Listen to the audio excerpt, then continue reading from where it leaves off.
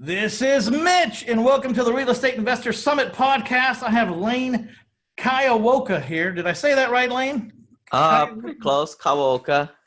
Kawaoka. Say it again. Kawaoka. Kawaoka. Okay, Lane Kawaoka. He's got me. He's in Honolulu, Hawaii, and I can hear the birds out in front. He's 5:30 in the morning his time right now. That's the only time we could get together, but I really wanted to do that. So he's sacrificing his sleep this morning to get on here, and we're going to be talking about passive income and how he started.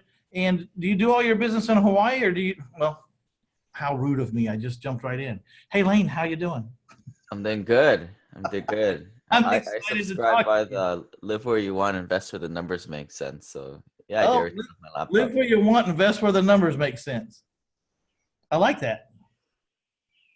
Is that the name of your next book? No, it's probably just why everybody thinks that I invest in Hawaii, but I tell them no. I mean, nothing cash flows here. It's a primary market. I go after cash flow. Yeah. So let's talk about. Tell us a little bit about your background. Who is Lane, and how was he raised, and what did we go through to get here a little bit? The bullet points. Yes, I grew up just like any. I follow that linear path. I go to school, get a good job, finish college probably about 12 years ago. Got an engineering degree, and just started working for the man, and didn't really like it. I bought a house to live in, like how everybody said you should. Which I don't really believe in these days. I don't think people should buy their primary residences, especially if they live in primary markets. But I bought mines, and then after the first couple of years of not really living at home and working for, on a traveling gig, I rented it out. And for a young 20-year-old kid, that was a lot of beer money, right? $2,200 rents and $1,600 mortgage. I was like, wow, I got to keep doing this again and again. So that was when I was hooked. Yeah. I kind of went through the same experience. I bought a place, a 1-bedroom condo to live, and then it got kind of tight, and I wanted something bigger. There's one down the way, so I bought a 2-bedroom condo. And when I leased out the 1-bedroom condo and the 1-bedroom in my 2-bedroom condo, I was living for free and making $100 or something. And the light bulb kind of went off for me. Of course, it would be 10 plus years before I would really jump into the business. But I kind of had my start there. And I also don't like condos myself because of the volatility of the HOA bills and special assessments and all that. So what happened, I heard rumors of a special assessment. So I sold my places, and I ended up with more money than I'd ever seen in my life in one place, which wasn't all that much money, but it was, almost $40,000. And I said the same thing. How do you do this? How do you do this again? This, how do you duplicate that? So then I started studying, and I was a very slow learner though. I could read concepts like nothing down and all that, but I didn't own the concept, in my heart so much. And so I spent a lot of time accidentally doing things that would slowly convince myself that I could do it. And that was half the battle, right? Figuring out that you are that person that can do that. That's a hurdle for some of us, so how did the light bulb went off, you're making like $800 a month a spread on this house. What's the next thing? So I just, decided that I just need to pour all my money into this, buying more rentals. And at the time, I didn't have too much living expenses, and I was living on the road on the company's dime. So I was able to save probably about $30,000 to $60,000 a year. Again, I didn't really like I was a construction supervisor, and it's usually where they stick the new engineers and construction management. Didn't really like that job. Didn't really like the employer. So I just, a lot of time on the road, listen to podcasts, and then could read books in the evenings, and realized that, that first house I bought in Seattle, Washington was in a primary market, like I said. And a lot of times the numbers just don't make sense there. Number one is the rent to value ratios aren't higher than 1% to be able to cash flow unless you're in a war zone area. And number two, there's just too much unsophisticated money. I remember one time going down to like an auction down there, and I just looked around and it was just a bunch of like people working for Microsoft, and they didn't know what the heck they were doing. And that was when I realized I needed to kind of change my strategy after buying another duplex in Seattle. So the first one was an A-class rental, which we all know that doesn't really cash flow. So I started to go down to more of a B plus. On the third one, the market had been rebounding at that point in 2012. So I tried one of these turnkey rentals that you can buy. You know, it's all fixed up, new plumbing, new roof, new electrical, painted up. Some of them you can even buy with a tenant in place. So you don't really have to do it yourself. So I bought one of those things, and I was like, wow, this really works, and it's cash flow. It's not going to appreciate as much as that Seattle property, but no, I was more in it for cash flow. I wanted to replace my salary today or in the near future so I could quit my job. Yeah. So, how many houses did it take for you to quit your job? Well, I mean, it took me about 6, 7 more years to get up to double digits, 10 houses, but that doesn't really quit your job, right? At a few $100 a property, that was probably about a third of the way there. So I realized that, you know, although I still believe that's a great place for people to start and get going and start to build equity, you know, definitely get to that $100,000 to $250,000 net worth mark. Single family homes aren't going to get you the rest of the way. You've got to kind of go into more scalable assets. So I started to learn about apartment investing, mostly like the 50, 60 units and above. And that was a few years back. And I probably spent about 2 years analyzing 200 deals. It just doesn't make any sense. And at that point, I knew how to analyze the deals and I knew all the players. So I just went into deals as a passive investor. And I could do that because my net worth was at a certain level where I could hit that scale and hit that nice return. So you started going in with REITs or partnerships with people. Is that what you're saying? I guess the right term wouldn't be like a REIT, but like more of like a private equity. Yeah. So REITs and institutions they're usually fighting around $10 million mark and above. Whereas like the mom and pop investors, single family home investors, you know, those kind of legacy investors that, you know, kind of we call them mom and pops, right? And they're usually above the $1 to $2 million or below. So we try and stay in that sweet spot between them from $2 to $10 million. Okay. So I imagine they let you make more money too, because the REITs, you know, they're probably working on smaller margins for. Right. Yeah, like I think that's what people don't realize. Like people think the institutions and all those big companies are making more money, but they're not. They're more in it for capital preservation. Their clients give them a boatload of money, and they have more of a trouble allocating the dang money and make a decent return, which is usually like 5% or less. But as private equity investors, we want higher returns. We want anywhere from 15 to 20% a year.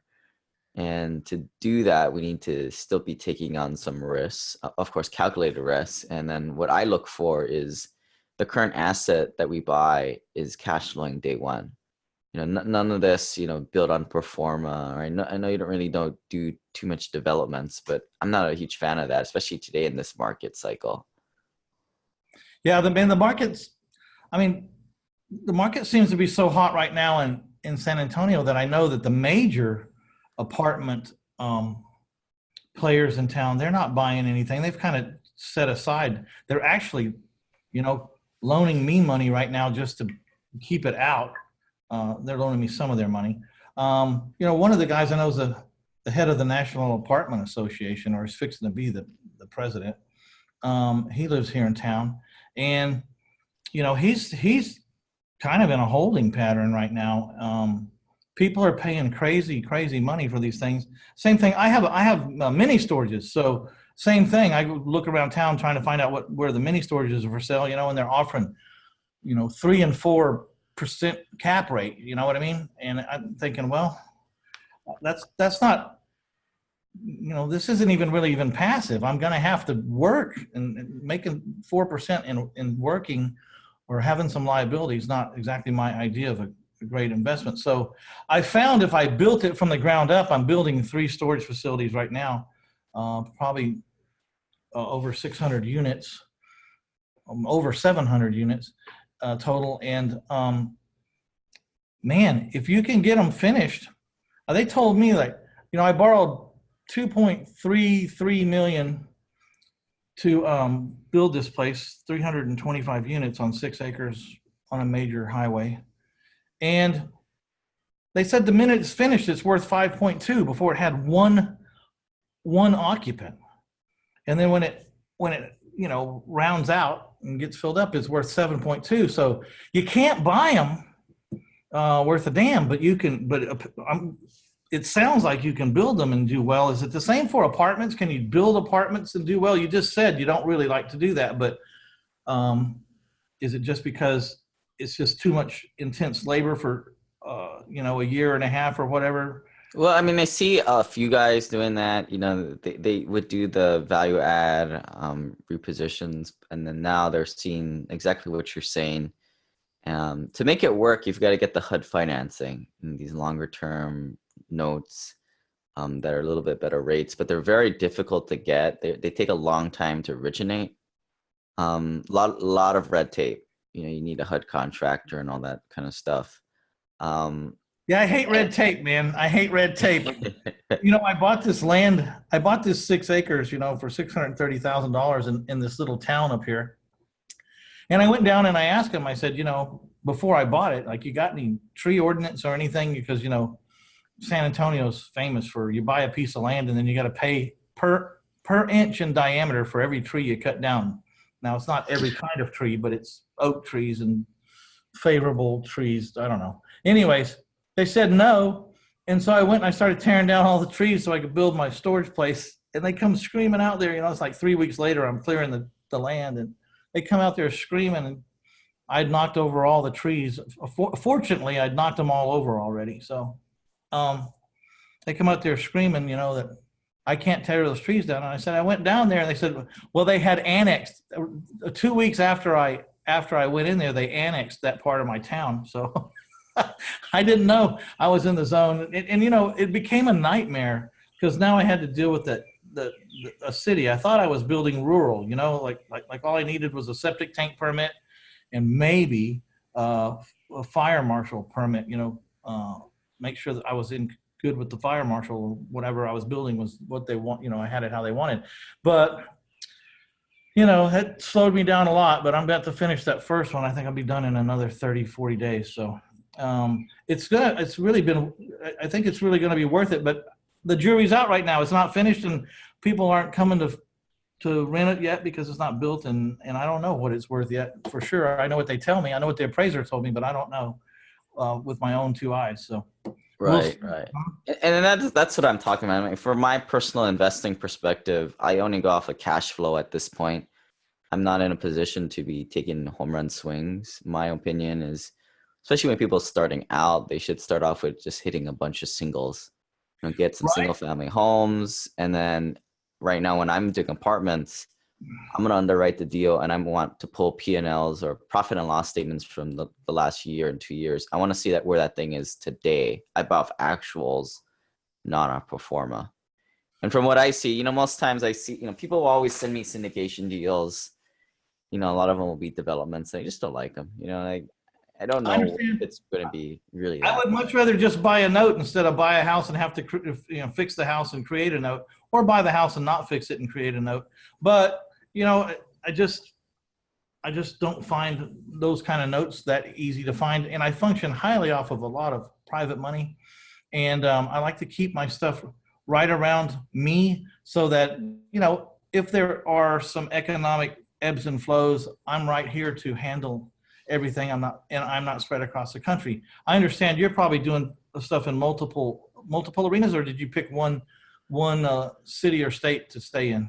Yeah, multiple arenas. I like geographical diversity. You get a couple in San Antonio, or B plus apartments there. But, oh, really? I like I like the diversification, multiple geographic locations, multiple asset classes. I know you're in a couple, you got the single families, and then you've got the self-storage. So that's a couple asset classes, for example. I also like different partners and different business plans too. But mostly I stay with cash flow because I don't bet on pro forma. I go on cash flow. See, I like what you're saying because there's a whole bunch of people in my town that they just constantly flipping, making that one big check and then got to do it over and over again. I quit selling my notes a long time ago. There was a time, when I was younger in the career that I needed to sell some notes. Well, first I was selling everything. I'd buy a house, I'd create a note, then I'd sell the note, usually all at the same table, and I did it 450 times in a row, and I was making great money. But somewhere along the way, you wake up, you think this is a job that never ends, and even though it's all paperwork, right? I mean, it's a lot of it's just So then one day, Associates closed. Associates was was a division of Ford Motor Credit. They were the largest third-party note buyer in the world, and they were buying those. I don't know what are the little rougher. They were buying some rougher paper. It wasn't Class A paper, and one day they just closed, and I had 50 houses in my inventory to sell, and I couldn't. And then I thought, well, my world had just ended, and so I said, well, how far can I go? I mean, I can buy the house, I can sell the house and get a down payment, and I can carry the notes. What does that look like? So I said, well, if I sell 50 houses and I collect only $5,000 down a house, which is 10%, then I would have $250,000 in the bank. And then if I had a $500 cash flow on 50 houses, I'd have $25,000 a month coming in. So what's wrong with that? And so I was forced to stay there and just hold my notes. And then after about a couple of months, I asked myself, why the hell did I ever sell a note? Why did I ever sell a note? I don't know why I was selling notes. I mean, what I talk about a lot of people is like, it's an investing progression, right? Like you don't get up to your point until you hit a certain critical mass. And a lot of people just don't have that critical mass to do what you do. Right. Well, and I didn't either. There's a point in time I didn't. I was the key to my business strategy was the private money. I have $15 million of private money. How do you get $15 million worth of private money? Well, you start out with someone that has 100,000 and you pay them on time, and you don't ever let them hear about your problems or anything. You just pay them. And you pay them off when you're supposed to, and you make your payments when you're supposed to, and then they give you some more money, and then they recommend you to their uncles or their family members, and then it just starts going, and you keep talking to people, and now you have references, and then and it's been 22 years, and I have people that have been loaning me money for decades. Some of them over 20 years, almost all of them over 10, a lot of them over 15 years. But I guess the key was the private money. It always gets down to funding. So how do y'all fund these apartment complexes? Typically, y'all band together and put your financials in a pot and go to a bank to find the loan, or what? How does it work? Yeah, we get bank financing for the majority of it, but the private equity group, we do a syndication. Individuals put in usually about like 30 or 50 or 60 individuals putting in 50 grand each. Someone put in more, but a lot of sophisticated investors, they just like to put in the minimums, right?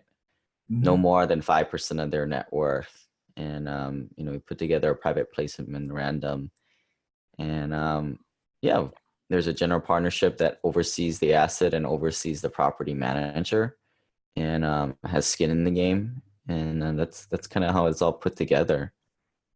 And then all the investors are equity investors, not debt investors. You're giving away a newsletter here. You guys can go to REInvestorSummit.com/simple passive. Simple passive, SIMPLE passive, PASSIVE. So go to REinvestorSummit.com/simple passive. What can they expect if they go and take advantage of this free newsletter? What's in the newsletter? Yeah, so I mean, first thing they'll get this big treasure trove of my Google Drive of all these spreadsheets and single family home analysis tools and a lot of I threw in a lot of personal financial sheets in there too, amortization charts and whatnot. But I mean, a lot of the foundation of what I have is single family home investing. How do you get started with turnkeys? Some lists of questions to ask property managers. Um, yeah, I just pretty much do all a bunch of junk in there. But I know there's some people will find it very valuable. I mean, you figure out there's just a bunch of tools that you can add to Yeah. your toolbox. Um, having all that stuff really helps, and not having to invent it yourself. There's no reason to reinvent the wheel here. There's people that have already come up with analysis tools and spreadsheets and stuff, and they're I don't know anybody who's in the business that doesn't have something like that. And so if you don't have anything like that, go to reinvestorsummit.com/simple passive and get you the newsletter by Lane Kawaoka, and check it out. You know, what can it hurt? It's free over there. And do you do any kind of training or have any kind of boot camps or anything like that? Yeah, I run a mastermind. I call it my group coaching mastermind. We've got about 40 to 50 people in there right now. It's mostly for higher net worth individuals who want to become more of a passive investor. So, a third of them are trying to pick up their first few rentals. The rest have rental properties already, but they just want to be a more astute passive investors to be able to open up a pitch deck and, understand what's crap from what's not. Yeah, and so is the subject in this mastermind is it centered around apartments? Is that? No, it's actually not. I mean, it's more holistic wealth building. How to pull it all together with infinite banking, bring my lawyers in, my CPA team in. 21 out of the 40 something are accredited investors. So a lot of it is more, we can find out what to invest in, no problem. But how do we pull it all together? And, let's build this network and tribe of other high paid professionals so we can at least not be lonely, right? It's so Well, lonely yeah. doing this investing thing sometimes. Well, and different people have different perspectives and different points of views that you may have never thought of. And a mastermind changed my life a long time ago. I have not seen the last 300 houses I bought in my town, and I have not seen the last 300 people that bought my houses. I don't go to that office maybe but once a week to sign some papers or just check in. Sometimes I just go to check in because I haven't been there in so long. So, I learned that through that mastermind was how to get my business automated to the point that it could run without me.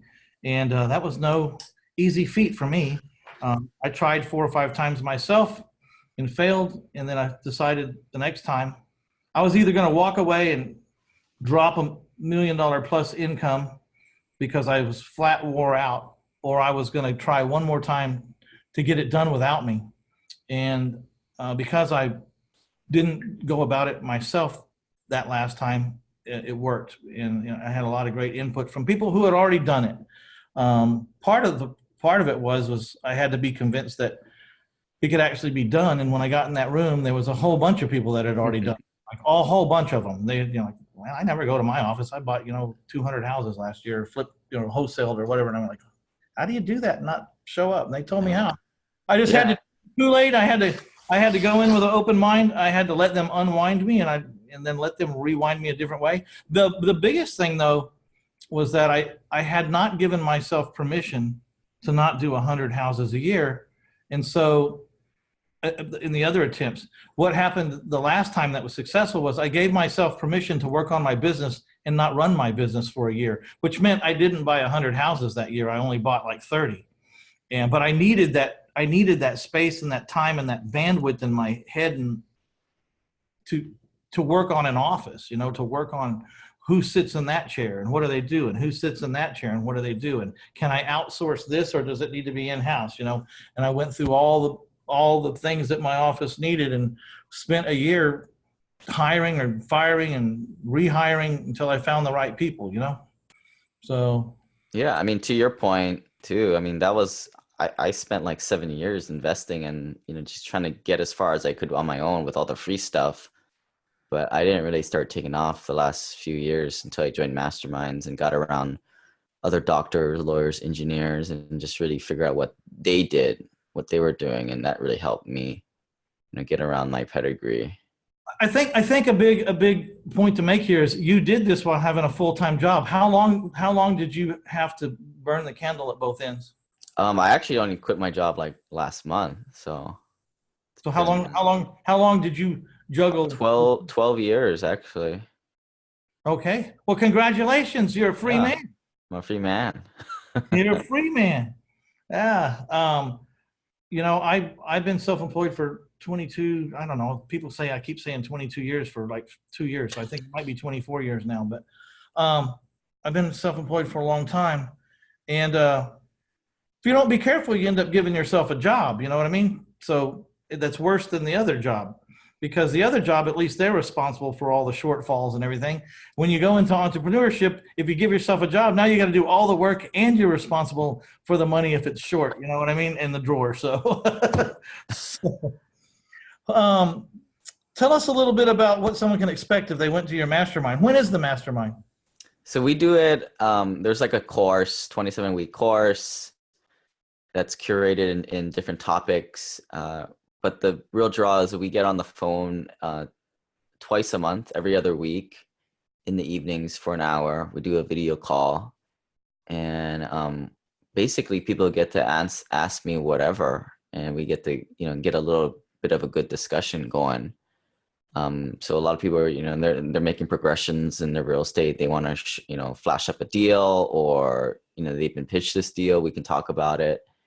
And the real big draw is that, I've got this database and lists. People will be able to reach out to other members and build relationships. Like I said, I think I tell people the objective is just to build a relationship with maybe 3 or 4 people in the group that you like, and, you just grow that lifelong friendship. Yeah. It's all about relationships and network, isn't it? It is. It is. I mean, maybe not so much when you're starting off, but when you get to a decent critical mass, it is probably the most important thing. Yeah, I have had partners for decades. It seems like every time I have a partner, that partnership lasts for over 10 years, and some of them are still going on past 10 years. And so I wasn't always a great partner picker, but I learned from my mistakes, and I became a fantastic partner picker. It's more like a romance than it is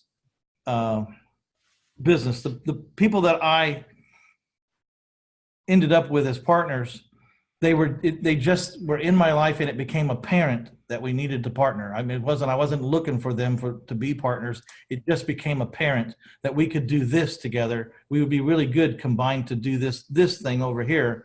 And if you'd be my partner, we'd go do that. And then, I'd talk to someone else, and they'd be around my life for a while. And then you'd think, if we went over there, we could do something else different. We could do this over there. You'd be the perfect partner for that. Do you want to be the partner and you handle that, take the bull by the horns over there on that project, and I'll help fund it and everything. So I have a lot of great partners, and people ask me, how do I do as much as I do? It's because I have a great team, and I'm sure it's no different with you. Are you pretty relaxed during the day? What's a day like for you? Now, you've quit your job about a month ago. What's a day been like for you? Have you settled in yet? Not really. I mean, most of the day is still checking emails and doing that kind of stuff. I talk to my investors a lot. But then from the deal front, a lot of it's people already bring me deals. So I don't really have to go looking for them. They just sort of arrive in my inbox. They can be here in Hawaii.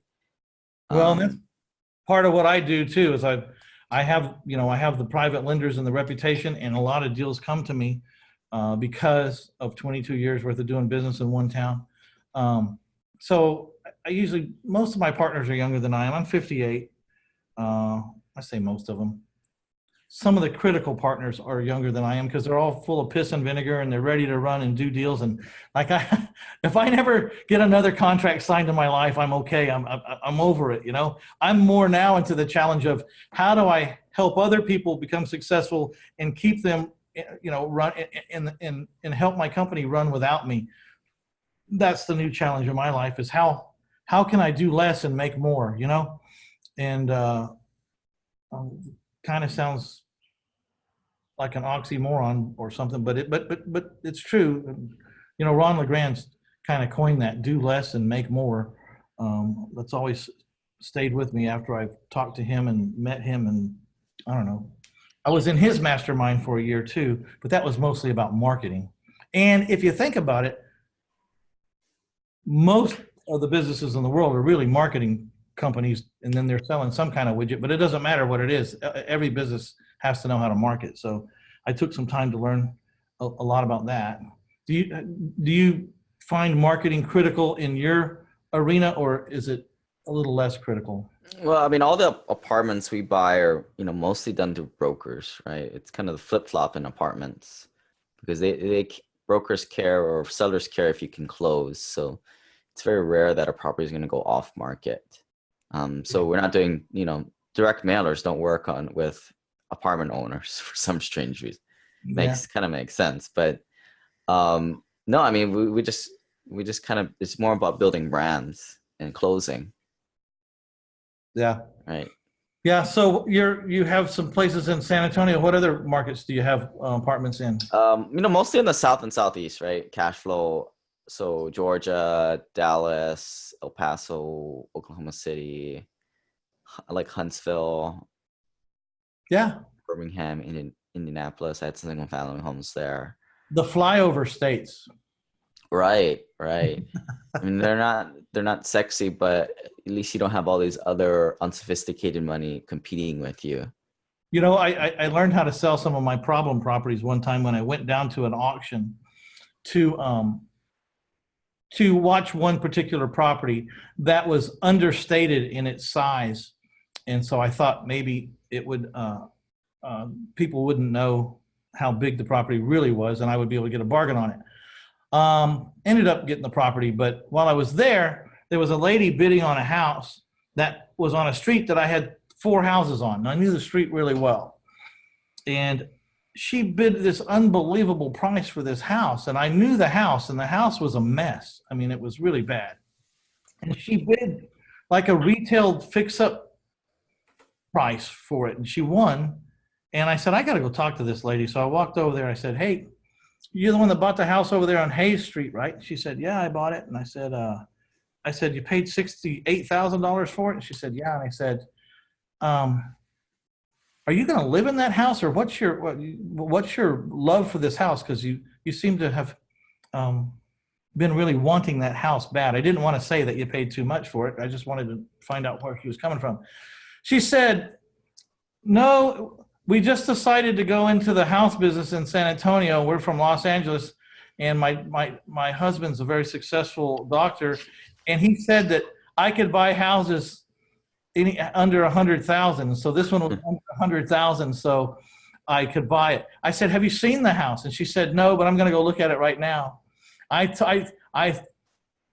just couldn't. I didn't even know what to say. I was dumbfounded. That's not how you buy a house. Because you have $100,000 to spend, you get on a house blind. You don't know what it's worth or what condition it's in or anything. And so I turned around and I walked over to my partner, and I says, those 2 problem houses we have? Yeah, I said, we're foreclosing on ourselves. We're going to put them in a land trust, so we don't have a foreclosure on our records, but we'll put them in a land trust, and we're going to foreclose on this land trust, and we're going to bring them down here next auction. And so we did, and we sold 2 major problems that we had. And I think we made a little bit on one, and we broke even on the other one. Anyways, it was because, like you said, there's all this unsophisticated money down here coming from all over the nation and the world. They're coming from China. They're coming from every place. And they're paying too much at those auctions.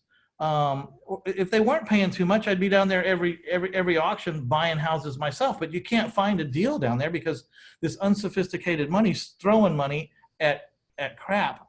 And so there's a little twist for you. If you're out there and you got a problem, go visit your local foreclosure auction and see how it's going. You might find the same thing in your part of the country, and find a way to liquidate one of your problems. There you go. Yeah, I mean, I saw that back in 2000. I was that person back in 2014. I mean, I didn't realize you could buy a pretty good house that rented for $1,000 for, $100,000. Living in Seattle, I mean, I'm like, really? And I think I wouldn't say most of America, but people that live on the West Coast in primary markets, it's just a mind-blowing thing when you first learn about that. Yeah, they're from these, 1,000, 1,100, 1,200 square foot houses worth $650,000, $750,000, if not more, and then they come to Texas. And when I started, Lane, I was buying houses on credit cards. I bought my first 100 houses on credit cards because I could get 2 credit cards out and go to the bank and say, give me 10,000 on this one and 10,000 on this one, and that would buy the house.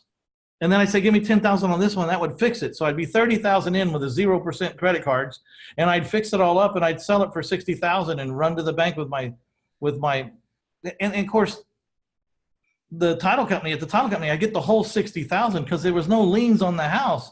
I was buying it with unsecured credit card debt. And so then I'd put the 60,000 in the bank, and I'd call up the house and tell my wife, I said, okay, get in the folder for 123 Main Street and call all the credit cards that are taped in the front folder and send them all a check and tell me how much we have left over out of $60,000. And she would, tell me. And that's how we did business, because no one wanted to loan me any money when I started out. I didn't have a track record. I didn't have a job, and I didn't have, and I was out here by the seat of my pants making a living, and credit cards didn't seem to care. I had good credit, and at the time, if you had good credit, you just send off for the credit card, and they'd give you every card you sent for. If you had good credit, they'd give you all the cash advance limits maximum, like you were a millionaire or whatever. You had good credit, you got a card. It's not the same today, but back then I'd found a little loophole. You might find it interesting. I had 45 credit cards, and then my partner had 45 credit cards, or we both had about 45, 50 credit cards. And if we wanted to, we could have spent a week and we could have put like $600,000 on our kitchen table cash advances, and then left for Mexico and never returned and lived a good life. But I didn't want to live like that. I want to make I don't want anyone else's money. I want my money, and I think integrity is a big, big, big part of getting to critical mass. And you have to have integrity in your business, or people won't come to your mastermind and people won't loan you money or team up with you. Right. So exactly. How do you, what would you say to people?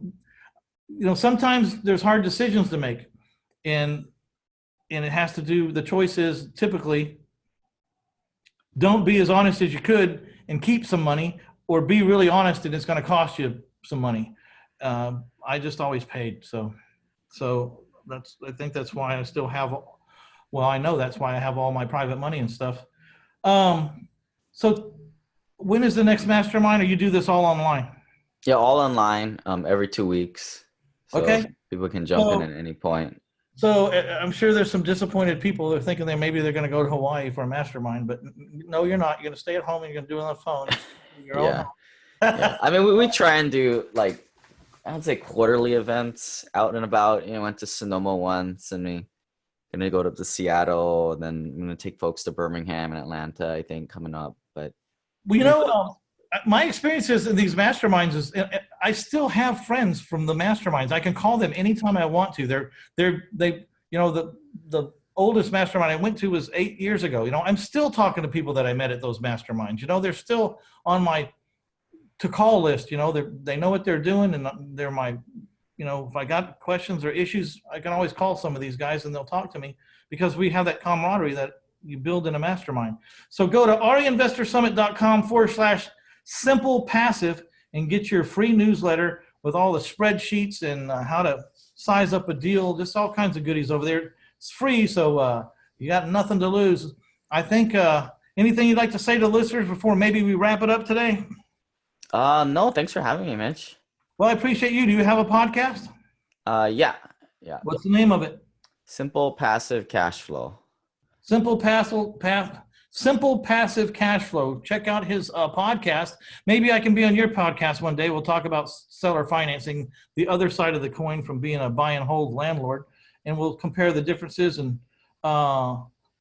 why people choose to be a landlord and why people choose to be a owner financier. So maybe we'll do that in the future, huh? Yeah, yeah. All right, Lane, this is Mitch Stephen with the Real Estate Investor Summit podcast. I'd like to thank all y'all for stopping by to get you some Lane Kawaoka, and go ahead and get his free newsletter.